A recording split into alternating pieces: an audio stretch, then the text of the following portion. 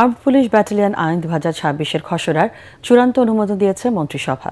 সচিবালয়ে প্রধানমন্ত্রী তারেক রহমানের সভাপতিত্বে মন্ত্রিসভার 18তম বৈঠকে এ অনুমোদন দেওয়া হয়।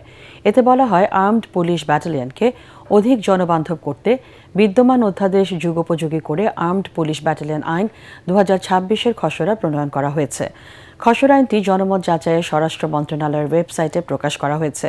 প্রস্তাবিত আইনের উল্লেখযোগ্য দিকগুলো হল, এ অধ্যাদেশের অধীনে কৃতকার্যক্রমের হেফাজতের বিধান রেখে বাংলায় আইনটি যুগোপযোগী করা হয়েছে। পুলিশের একজন অতিরিক্ত মহাপরিদর্শকের নিয়ন্ত্রণ ও তত্ত্বাবধানে এ বাহিনী পরিচালিত হবে। ব্যাটালিয়নকে জননিরাপত্তা রক্ষা, ভিআইপি ব্যক্তিদের নিরাপত্তা, সরকার ঘোষিত স্থাপনা নিরাপত্তা দেয়া, সন্ত্রাস, মাদক, মানব পাচার, ধর্ষণ এবং মানবতা বিরোধী কাজে জড়িতদের বিরুদ্ধে ব্যবস্থা নেওয়া সহ অন্যান্য আইনশৃঙ্খলা বাহিনীকে সহায়তার দায়িত্ব দেওয়া হয়েছে।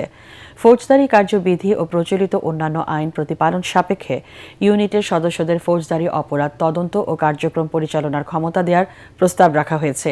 এ আইনে বিশেষ আদালত ও সংক্ষিপ্ত আদালত গঠন ও বিচার পদ্ধতির প্রস্তাব করা হয়েছে।